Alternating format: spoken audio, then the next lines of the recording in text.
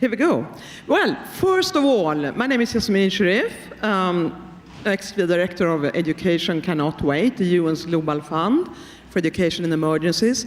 And I have the honor to moderate this session with two amazing women.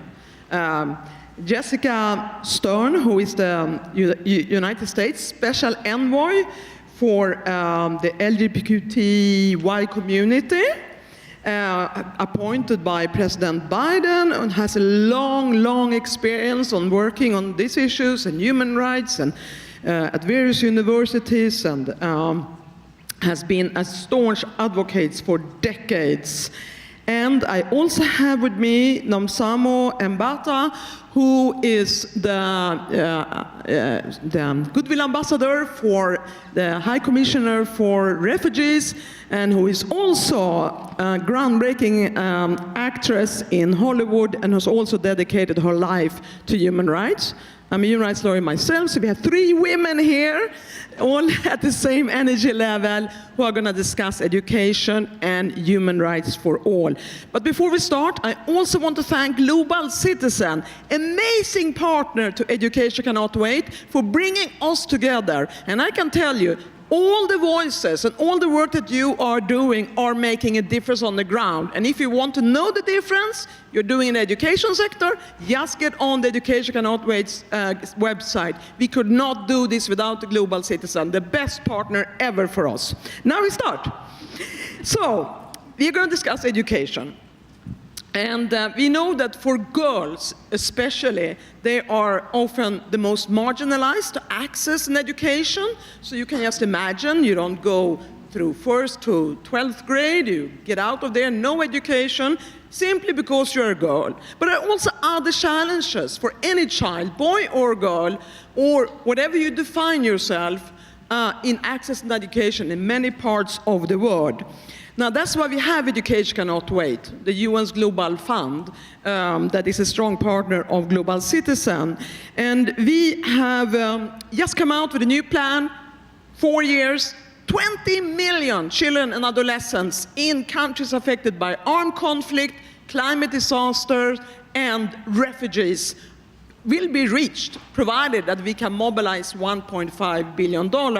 So far, we have reached almost $1 billion the first 3 or 4 months of our strategic plan. So we're doing very well, but we still need another $670 million. Please be with us.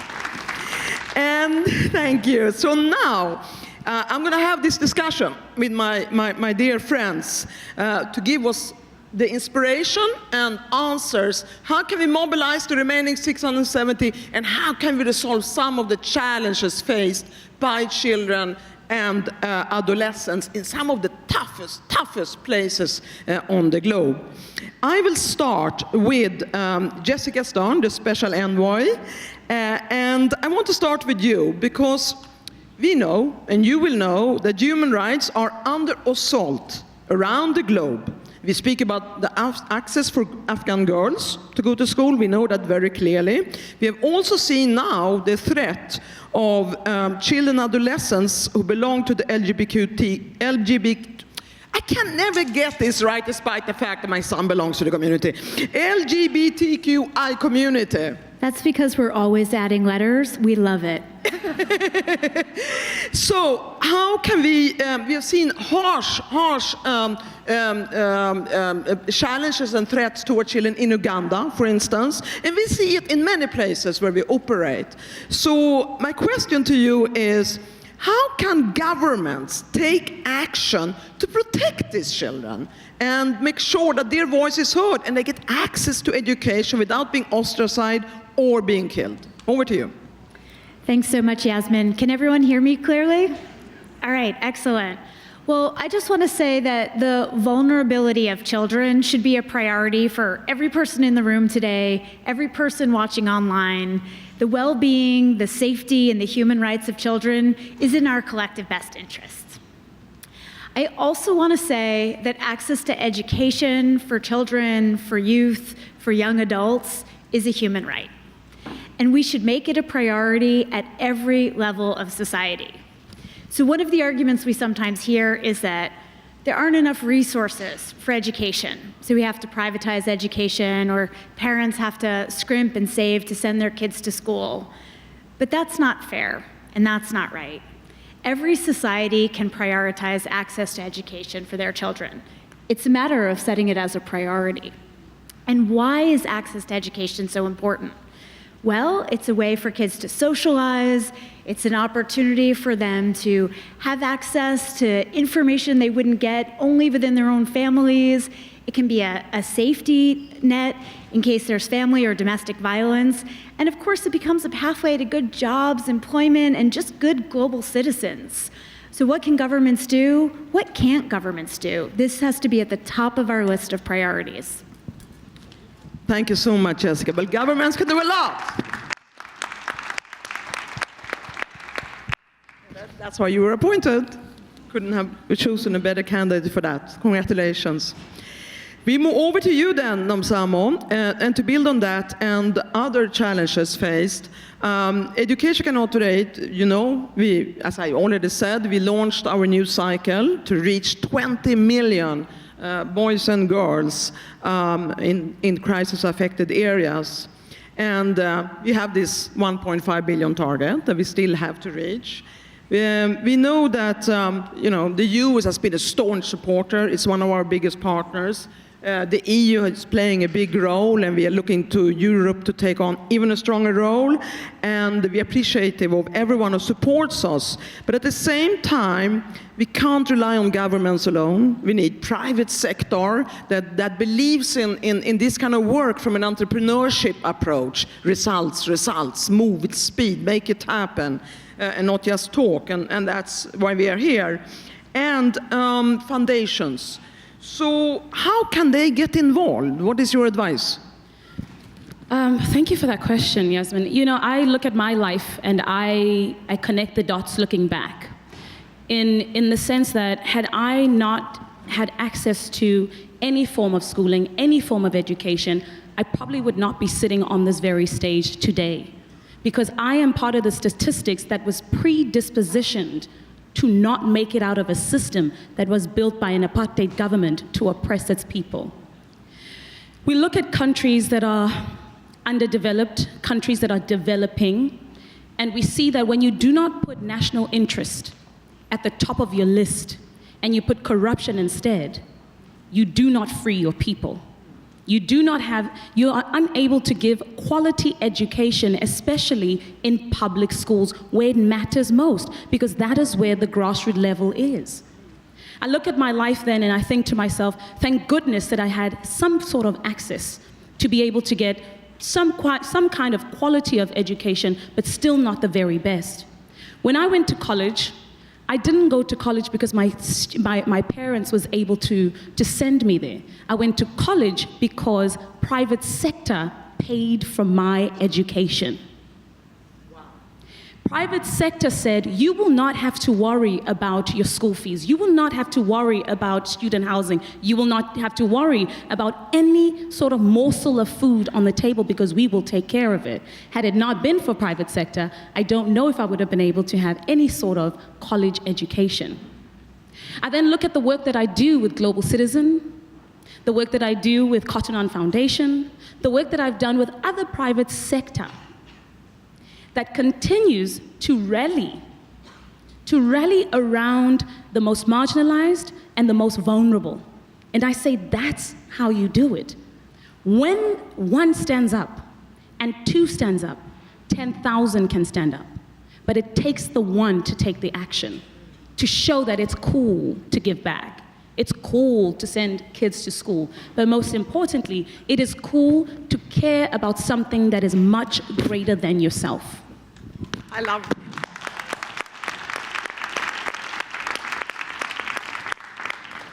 It's just amazing that you are here thanks to private sector, and I think that's amazing. You see the change you can make, and I also know that there are many government representatives here, the Prime Minister of Canada and others, and I have to say a lot of change has been made because governments have also made that investment, and we're very grateful to all of you, Canada, the EC, and others who are around, because it is thanks to you that we have someone going out and just seizing life the way you have done.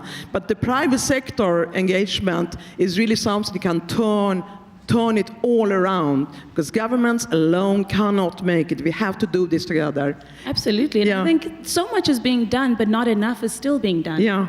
Because there's so many other young kids. I mean, we look at how COVID has affected so many businesses.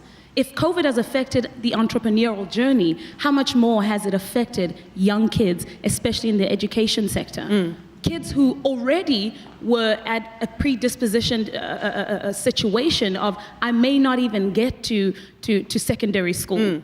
But through COVID, the chances are I may never ever see the light of day.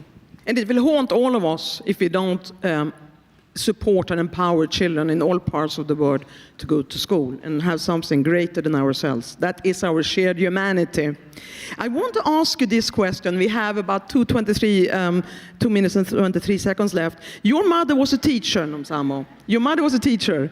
We want more. We want more. Your mother was a teacher, and you're using your incredible platform as an actress and as a goodwill ambassador with the great education that you got thanks to investments from those who cared on the globe. How can Global Citizen, with this incredible organization around the globe with so many participants and activists, how can would you advise to them how they can reach out to lobby and get more private sector foundations and governments to join this call for humanity to empower children and adolescents to go back to school? Well, I'd probably just say, to make it quick, there is no glory in being the only success story. You have to be able to stand for something that is much greater than yourself. If you are walking through this earth and saying, I've achieved so much, yet so many from the corner of the world that you come from are still stuck in that system, then you cannot hit your chest and say that you've achieved anything. Brilliant.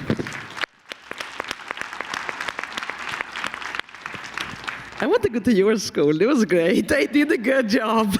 A lot of that must have come from your own resilience also, and that's so powerful. And I want to come back to another resilient, strong person, and that is Jessica. Now, you know that the United States is one of the top funders of education, cannot wait. And we hope that, of course, everyone will join forces together with the US and Canada and the European Commission and many, many more, UK, Germany, etc. Now, we have one challenge, and we have very short time, so it'll be the last question. How can we ensure, without ostracize or exclude or expose, children and adolescents who are part of the LGBTQI community to get back into school rather than having to flee their countries as refugees? You want the last question to be the one that makes everyone cry. Okay, we'll do it. No, I just want to be very serious for a moment. As Yasmine said, I specialize in the human rights of LGBTQI plus persons. And I just want to be very clear, this is not an easy time to be LGBTQI anywhere in the world, not in the United States or any other country you can imagine. And so when you think about the fact that more than 60 countries in the world criminalize homosexuality, and then you calculate that approximately a dozen have penalties that go up to death, you ask yourself, how can an LGBTQI child imagine going to school and getting an education when then they know that they're going to be bullied, when they question whether they can bring their full selves into the classroom, and actually they have to worry if they will be killed? So I think part of my answer is that this is a moment to galvanize all of us who believe in human rights. Galvanize all of us to fight discrimination, to fight violence, but also to fight for a better world. And we know what the answers are. These answers are, right here on the stage, strong and inclusive education, a world free from violence, decriminalizing homosexuality, having legal gender recognition for trans and non-binary people everywhere. We have the answers. We have to allocate financial and political resources, but we also have to take the example that you so beautifully articulated and recognize there are so many positive consequences that come from the leadership and courage of each one of us standing up. And I think that's why we're here for the Global Citizen Conference. Wonderful, wonderful. And with that, we have to end. We have to end, but I think we should just give each other a hug here. Yes, and I'll conclude with this. I'll say this. Thank you, global citizen. And remember that human rights is a right to define yourself and your relationship to the universe. I'm a human rights lawyer, they're human rights people, as long as you don't hurt anybody else. That's the basic of human rights. And then the rest of us who have, let us empower and invest in those who don't have. And the best way is through education. Thank you very much. Thank you. Thank you, Yasmine. Thank you.